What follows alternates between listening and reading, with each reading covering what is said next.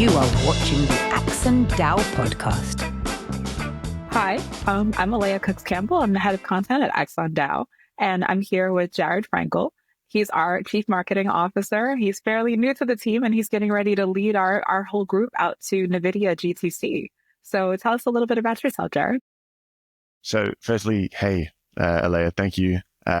Really good to have the opportunity to chat and talk all things AxonDAO. About me, I mean, there's not really much, from South Africa. Got involved in the Web3 space quite early on, I think in the second cycle. So around 2019, more or less, got involved in the space. Yeah, spent some time building up in the marketing sector specifically and learning my skills, and was very lucky in terms of where I landed. I landed at some good agencies with some really smart people, some companies that were trying to solve real world problems, which is exactly why I got into the space, to solve real world problems.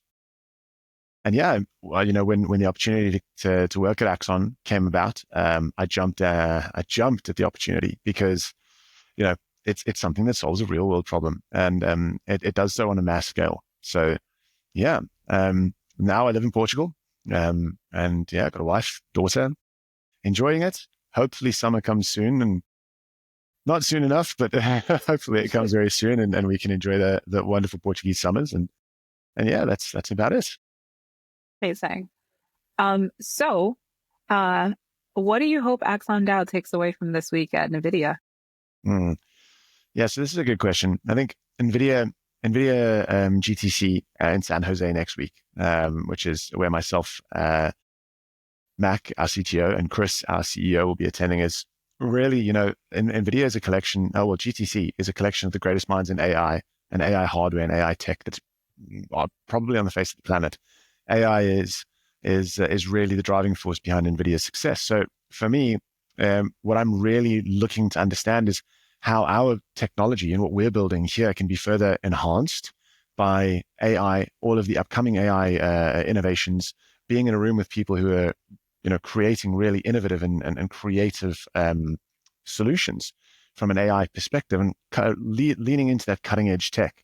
I mean, for us as an NVIDIA Inception program, business, it's a great opportunity for us to engage with people who see the value in what we do, have already supported us, are planning to support us going forward, and gives us a great opportunity to connect with really innovative minds in the space. So to answer your question more directly, I think the one thing that we're aiming to really take away from NVIDIA next week is just to download and connect with all of the best minds in AI, and understand what those next best practices are from an AI hardware and technology perspective that are being built at this exact moment in time.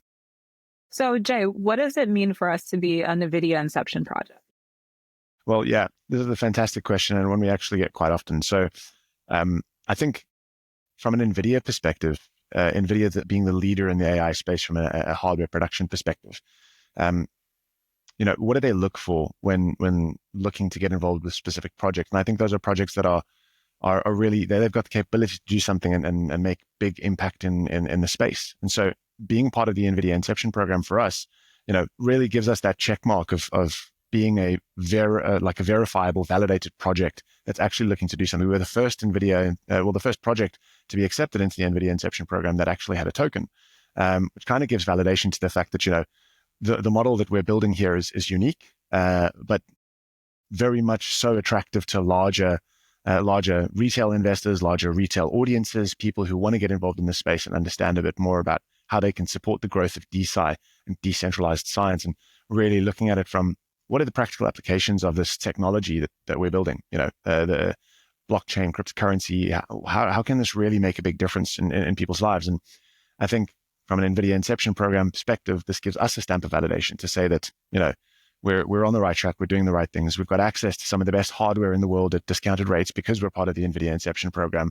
We've got support from NVIDIA, who are really backing our mission and really wanting to see us succeed. So for us, it's a really big check mark of success. And I'm very excited to go to NVIDIA next week in San Jose for GTC 25. It's going to be an absolutely brilliant event. Again, some of the best minds in the space. So thoroughly excited. So what's a conversation that you're excited to have at GTC? Oh, that is a great question. That's a very good question. Oh, I'm very excited to understand hardware a little bit more, and I'm really excited to see how advancements in AI algorithms tied with specific compute, specific GPUs designed for the purpose of AI and algorithmic running, are going to be able to help in terms of, algorithmic assessment, analysis, and how we can speed this process up. So like, again, this ties back to what we're doing at AxonDAO and what some of our products like CureRING are doing. It's, understanding and analyzing that data, identifying those patterns. So what we can do is we can identify and prevent the long, let's say the impending, or what would be the right word there? Not impending, but more like the imminent potential of these kind of diseases and effects that are coming. So that's really one of the things I'm super excited about, is how can the hardware support some of the tech or some of the coding and the AI algorithms that are being created, so that we can really leverage this for, better analysis of data and helping to identify and cure problems, cure diseases well in advance. So what that actually made me think of is, at its heart, for non-technical users, AI is really, really, really good at pattern recognition. And that base skill set is what we're extrapolating to do all of these amazing things with technology and healthcare and everything. And so how are we implementing that into our projects? And where do you see the potential of that going in the next year, 5 years, 10 years? Right. Great question. So like CureRING, for example, CureRING is a fantastic example. And I think it, the heart of everything, before we touch on CureRING, the heart of everything is understanding how we can live a life that is focused on quality. There are some other projects in the space, some people who focus on the desire to live forever, for example, like, never dying. Brian Johnston, this famous guy who's doing some really incredible stuff from a longevity perspective. For us, it's funny, we were talking about this yesterday, is just, thinking about how we can improve the quality of life. So I think from an AxonDAO perspective, over the extended period of time, our intention is to improve quality of life. So what we want to do is use these data sets that we collect through some of our products that we're releasing, A+ Voice, CureRING, for example, take these data sets and really analyze and understand how, Leia, what makes you happy, what makes you stressed? How can we identify this? How can we identify the things that are creating negative impacts on your life? How can we help you to live a happier, better life? So, for us, we want to extend the quantity of your life. We want to give you another 20 years, but we want to make sure that life is of high quality. You're living a life that makes you happy. You're living a life that, you can identify the things that make you stressed. Like, imagine, for me, a very practical example would be, imagine if I could easily understand when my partner is upset, right? Just like what I'm doing makes her upset or piques her blood pressure, whatever the case is. It would be very interesting insights for me as a husband, as I'm sure. You're going to put marriage counselors out of business. See, so this is one of the intentions. Well, I'm just kidding. But it's, it's really understanding data and understanding people, and people understanding people, like you understanding yourself, and how this technology enables you to, number one, understand what makes you happy, what keeps you under control, what is the stress. And it also helps to prevent these diseases that we can see coming in the future. For example, A+ Voice, easy detection of Alzheimer's, dementia, early recognition of these kinds of things. And so to answer your question specifically, it's really focused about how we can improve the quality of life and how we can help you as a user, as an individual, to live a better life and, get more out of life. That's the real intention. Yeah, I think that's so powerful. From what I understand about human beings, my background is in psychology. I'm a yoga teacher. So much of what we're doing is trying to really understand why we feel the way that we do and be able to catch it in real time. Like yoga teaches mindfulness, right? So what we want to be able to do is realize when we're getting stressed, start to implement breath work or go to class and just re-regulate in real time. The same thing with psychology. We want to, when we go to a therapy session or something like that, we want to identify why we're in a reactive state. We want to identify why we're stressed out. And then we want to be able to intervene in that. And I think what this technology does with its ability to recognize these external patterns, because we can be aware of our emotional state, we can be aware of our physical state to some extent, but not many of us are able to identify, my oxygen, my oxygen rate has decreased, or my heart rate variability isn't where it should be. And we get so focused on what's happening in front of us that it's hard to zoom out and see the longer patterns. And if we are able to track, hey, you're always happy when you're in this place or talking to this person, you're never happy when you're doing this thing, we can start to have more tools to, the same way that we would implement yoga, mindfulness, therapy, all of these other things. We can start to have more tools to take control of our well-being. 100%. And I think the very big benefit there also is, from an AxonDAO perspective, is that you own that data. So all of your, like you, and that's such a critical point that you've hit on is, it's like we do all of these things to alleviate the pressure, the stress, to feel connection, to feel peace, to feel satisfaction. And a lot of the times I think it's like you mentioned, it's almost somewhat to an extent very reactive. So we're trying to solve this problem or maintain this lifestyle where this is our outlet. But I think the thing is, what we don't really spend a lot of time understanding is what is the root cause? Like, what is the problem? When, if we really look at the data of who you, like your biomarkers, what they indicate, certain patterns throughout the day, what is it that's causing you that feeling? How can you avoid it? How can you live life in a way that avoids the bad things? And,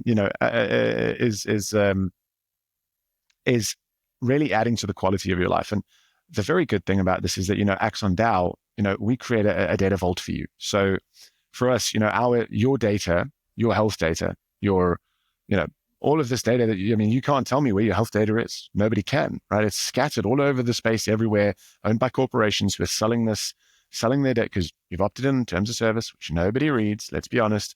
You've opted in. And on these terms of service, they ship out your data, they sell the data, they're profiting off of your data. But for us, what we do is we want to put power back in your hands.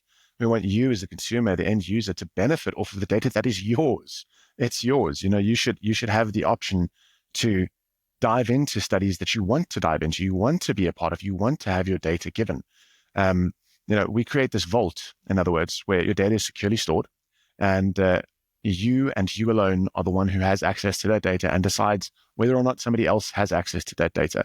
So you can effectively monetize your health data and do so at your choosing, which I think, again, is another very critical element. And I think that's one of the things that blockchain really enables us to do: secure storage, immutability, ownership, very, very simplistically, and in a way that is trust maximized. And when I say this, technical guys will say trust maximized is not really the correct way of saying this. So let me explain. Trust maximized being, I can trust the fact that everything is going to work smoothly. If everything is through a decentralized network and hosted on a series of nodes all around the world, I'm in a secure environment. So I can trust, my trust in this is maximized. That's what I mean by that. So yeah, I think there's a lot of opportunities in the space, particularly to do these kinds of things and help people move closer to understanding, number one, themselves, all of the things that are unspoken, but really have those long-lasting effects, and simultaneously to own what is yours, which is your health data. I mean, this is a logical model in my mind. Yeah, that makes perfect sense to me. You and I obviously work with marketing teams. That's been our career. We know firsthand that marketing teams can pay a lot of money for that kind of data, that kind of, what we call market research, user research, that we want to know what it is that gets people to do a certain thing or to take a certain action or to buy something or to feel a certain way.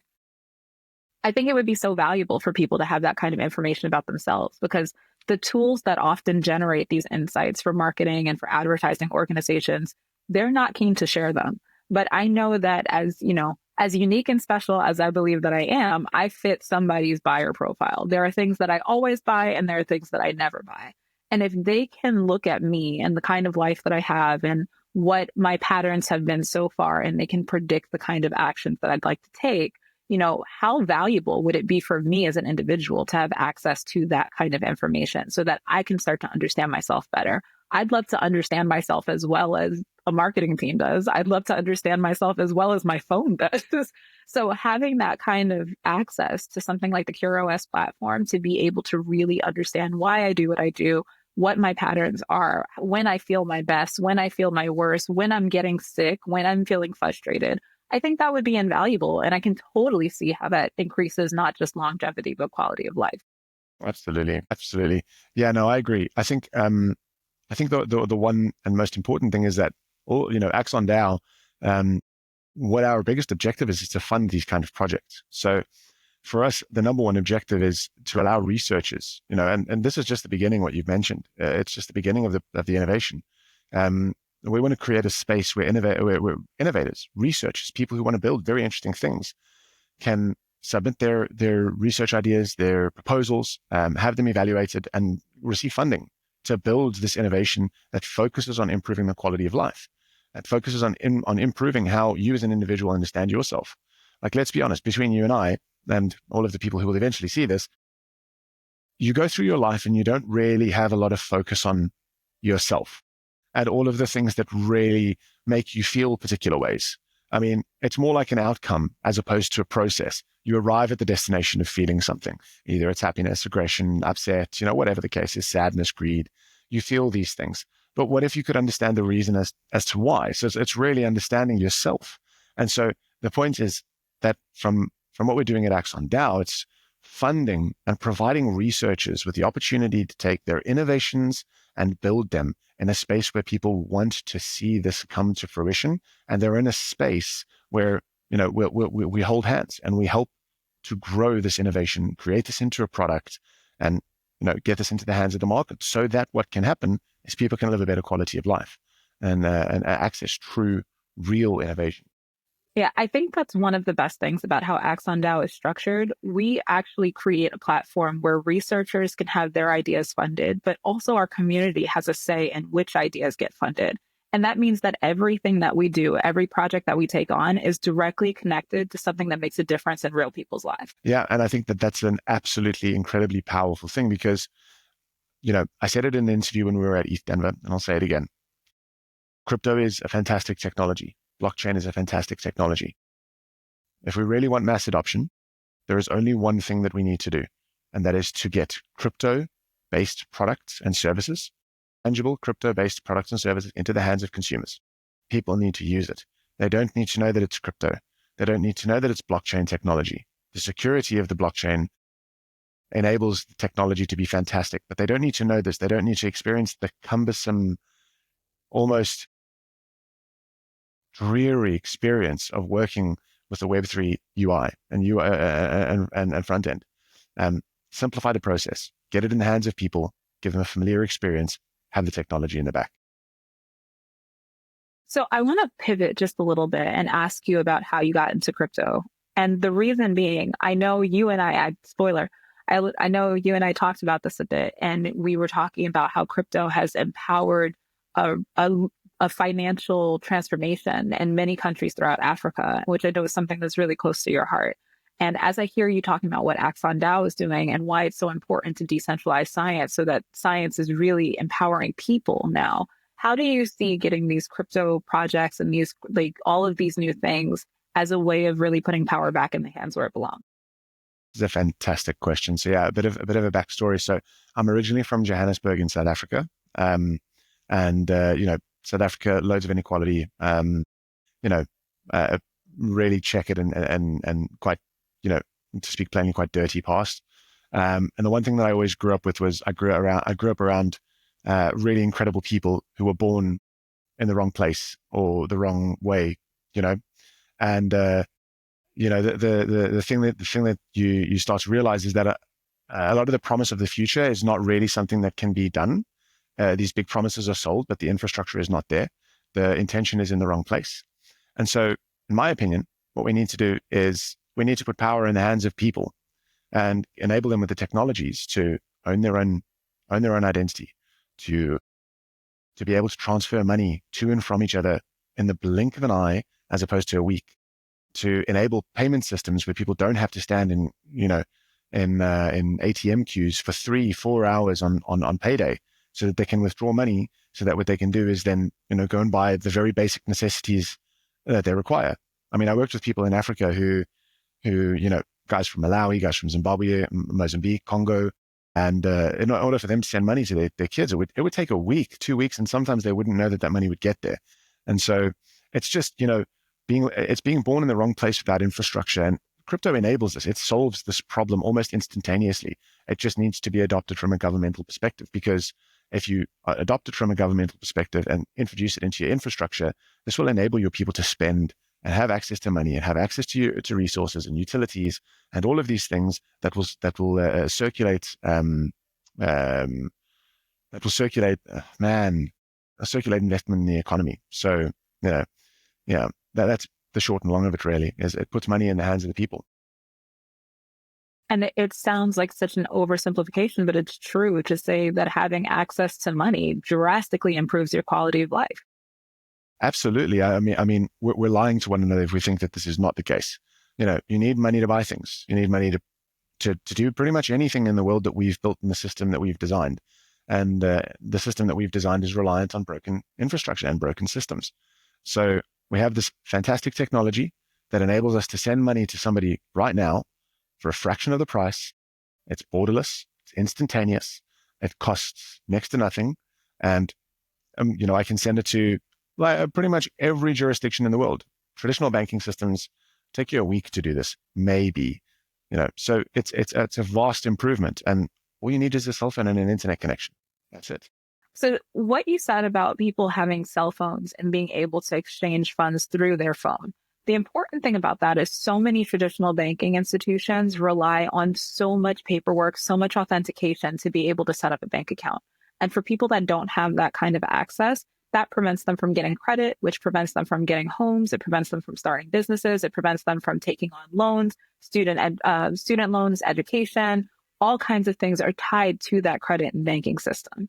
And being able to decentralize this in that way really empowers people to be able to receive microloans, to be able to make digital payments for their utilities and all manner of other necessities. It's such a broader application than I initially realized. I think here where, we do have that infrastructure largely available, and I've been very privileged to be able to participate in that infrastructure. I just saw this as kind of like the Wall Street on steroids kind of thing. And it's about so much more than that. It empowers so many people to be able to participate in a system that's traditionally been very exclusionary. Yeah, fully agreed. I completely agree with that. The technology, I think, was adopted faster because you could make a lot of money, right? People could jump into blockchain, into crypto. They could buy a couple of years ago an NFT, like this year or last year, a meme coin, and all of a sudden you're a multimillionaire, right? But I mean, really, the technology in and of itself is what the true innovation is. And it's where a lot of, I believe, not only what we're doing at AxonDAO, but also what we do in other spaces will be built off of the back of blockchain as a system, the immutability of it, the transparency of it, and for sure, the ease of use. Yeah, I think that's really key. And that's really what got my attention, because at first I was caught up in what everyone else sees, which is the meme coins and the NFTs, and I didn't fully understand it.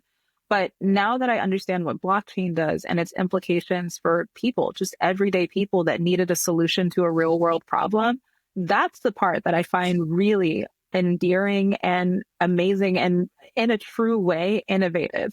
I think everyone in this space, you hear a lot of like, we're going to change the world, but this is really something that not just has the potential to change the world, but has been.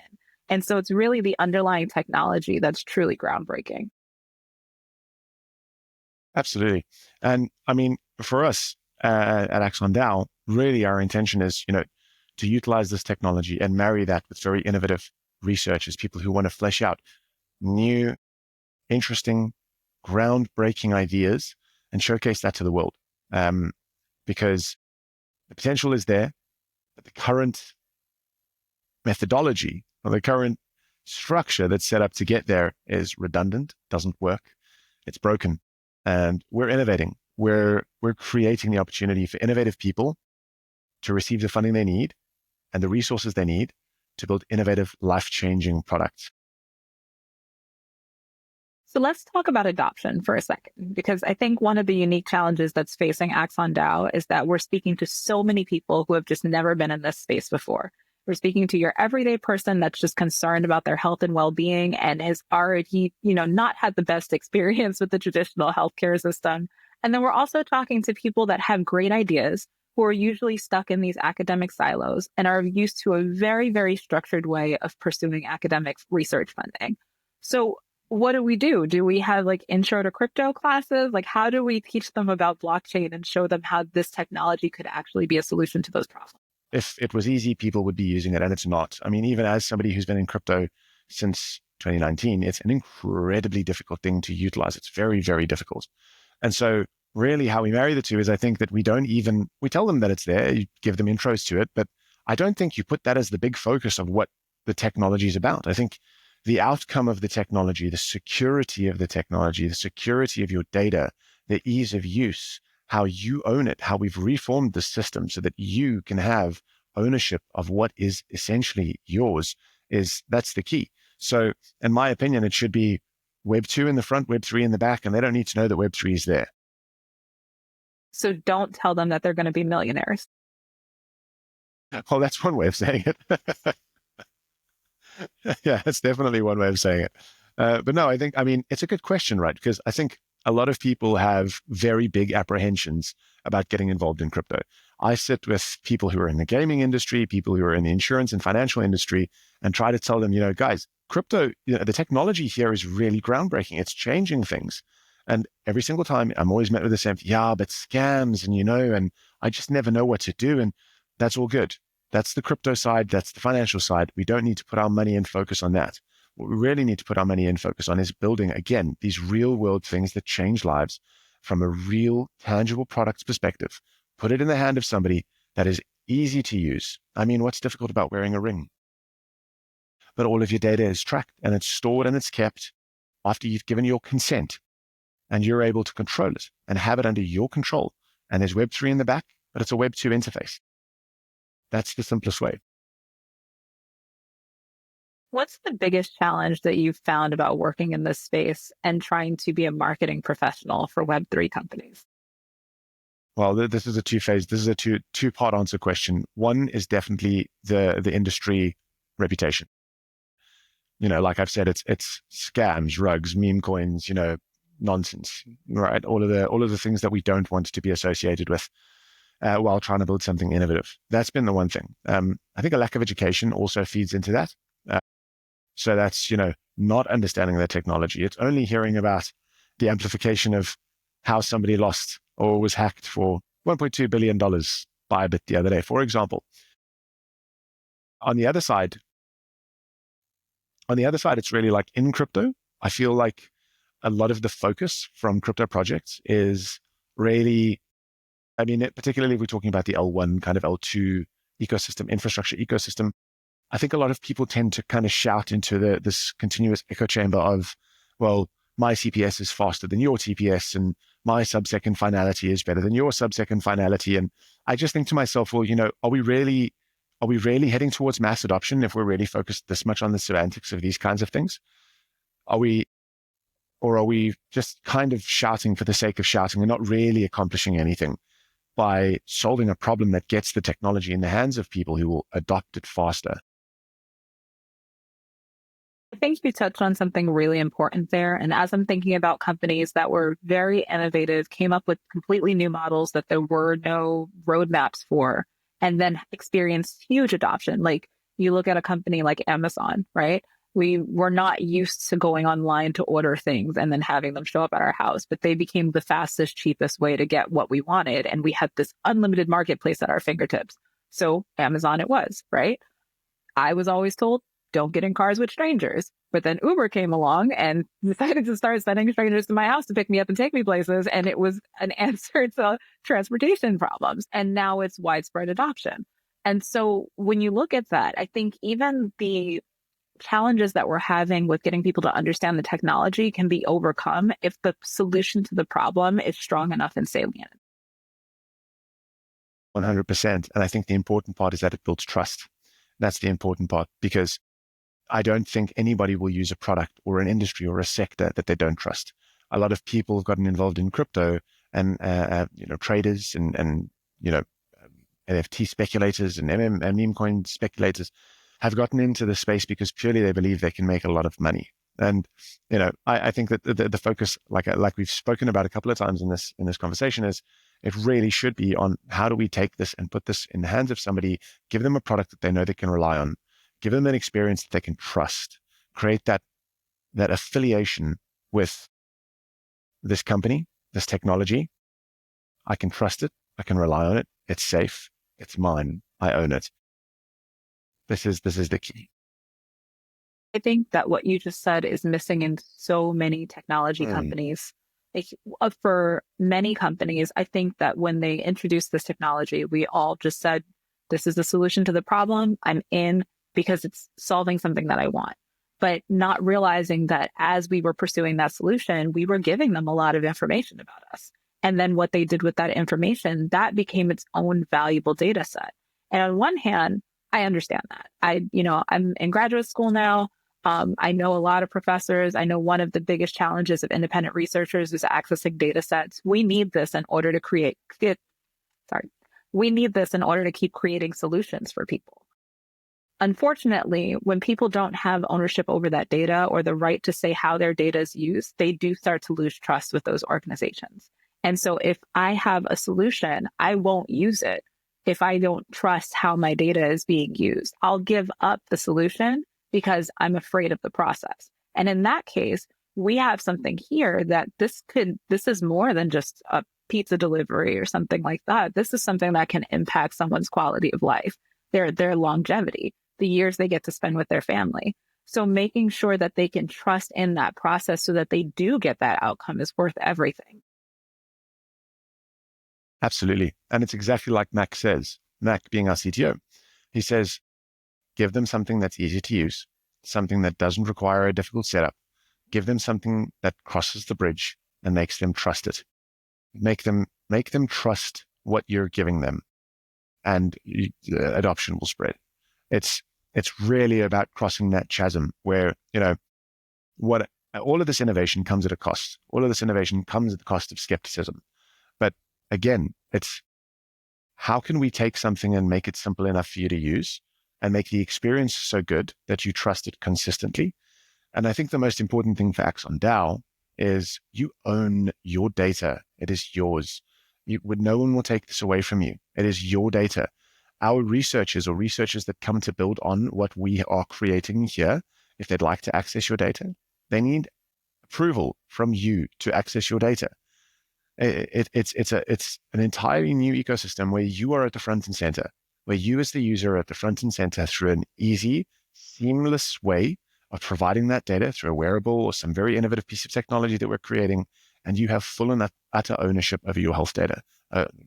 This is something you can trust. Trying to decide if I want to ask the next question that was in my head. Was you started to answer it already, so I'm wondering it's useful. I was going to ask, what do you think is the most important thing for AxonDAO to do to gain the industry's trust? It's definitely securing data, for sure. So it's making sure that, and when you say industry, let's just be specific about that. So are you talking about from a blockchain perspective, or are you talking about those from a consumer perspective? I think everywhere. The reason that I was hesitant about how to phrase that was there's so many people that we're hoping to make a difference for. We see the power of the technology that we've created, and we see the impact on our users, on the people that are actually going to benefit from these insights. But then we also have a responsibility to the scientists, the innovators, and making sure that not only do they have ethical access, and consent to use your data, but that they have ownership over their own innovations, and that they can maintain the rights to their own intellectual property. And then there's so many challenges that we're trying to fix. And a big part of it comes down to trust, that we're seeking to help so many people that have already been hurt by the industries that they're participating in, and yet really care about the outcomes here. Either they care about being able to create solutions to problems that they've spent their life working on and that will impact real people, or real people that stand to gain from these solutions being created. And yet this trust issue is getting in the way. And so I'm wondering how we as an organization can really earn the right to speak to both of these people and say, we know what's been happening, and this is exactly why we're here. Yeah, that's a great point. I think it's really about being ethical. I think that's the important thing. So to answer that question, it's kind of a double-edged sword. It's like, what we want to do is we want to make sure that we're collecting data. That's the one most important thing for us. But we want to make sure that we're doing this in an ethical way and providing that in an ethical way. So for us, the technology that we're creating it's really focused on being able to access this data. You opt in, you give us the permission to record your data. You give us the permission to store your data securely on your behalf. This is trusted, it's ethical, it's there. It's yours. We don't own it, you do. It's yours. At the same time, we want to add to that data set. And from that data set, we want to add, let's say, for example, we get a series of data from a sample set of people, let's say females between the ages of 25 and 30, for example, that live in, New York, for example. We want to take that set of data, and we've got that data. We've ethically farmed this data, or ethically gotten this data. And this data is provided to those people, researchers who are looking for ethically sourced data, clean data. And I mean, from a price point perspective, I don't know. I don't really know what the price point is going to be on that, to be fair. That's quite an interesting discussion to have. But I think, the main thing is how we can focus on the ethics here, because it's really about the collecting and storing of data, securing it ethically, and providing that to people who are seeking ethically sourced data, and doing so in an ethical way where people are opting to provide their data to those researchers. And I think that's really the fundamental thing. So it's like, we've got a difficult bridge to cross, but that bridge is, it's done through something that is not complex, something that is not complicated. The more you complicate this already very difficult process, the harder it's going to be. It's already difficult for people to trust this industry, this technology that's been created, because there are so many scams that have happened. There are so many things that people have every reason not to trust. It's there. And this is a complicated thing. And so we need to make this as simplistic as possible by making the user experience as easy as possible and the outcome as ethical as possible, that they can trust and they can believe in and they know is there. I've got one more question for you. Which of the projects on the AxonDAO roadmap are you the most excited about right now? I think, honestly, most excited right now is CureRING. CureRING and CureOS, it's right there. It's tangible. We're about to have some very interesting updates, some very interesting releases. And I think that, again, the application of this is very simplistic. It's very sleek. It looks good. The interface looks fantastic. And I think that a lot of people are going to enjoy using it and enjoy the data that they get from it. So I'm super excited for this. We've got a couple of very other interesting projects that are coming up. And we've also got a couple of potential grants that we've potentially given out. Can't say too much there, a wink, wink. But some very interesting projects that we've partnered with that are going to be doing some good things, building in the AxonDAO ecosystem. Keep your eyes out. I mean, AxonDAO, the team that we've got a lot planned. We're going to be over at NVIDIA GTC next week. We're then going to be in Token 2049 in Dubai, maybe a stop over at DeSci London. Engaging with real thought leaders in the space and people who are making decisions and changing things for the good. So yeah, hopefully we'll see a lot more of these innovative projects and innovative researchers in our ecosystem, building on our stack and utilizing what we're able to provide, which is the home of DeSci projects for the future that are going to have impact on real world people. From a Web2 perspective, I mean, for those who are watching this right now, you're ahead of the curve. This is the space that's going to help you with owning your data. It's going to bring innovative technology to you in a way that you don't even know exists, but you'll reap the benefits of it. It's not a complicated thing. It's a simple thing. It's easy for you to use, easy for you to onboard, super simple. And the most important thing is that this is the technology of the future. And if you're seeing this, you're well ahead of the curve. You're where you're supposed to be. And you're absolutely in the right place. And thank you so much, Jay, for taking the time to chat with me today. This was awesome. I can't wait to hear all the updates from NVIDIA GTC. So you'll have to bring back all the good insights and let us know who you talked to and what you learned there. And we'll keep you posted on everything that we've got going on over the next couple months. We'll see you soon. See you soon. Bye-bye.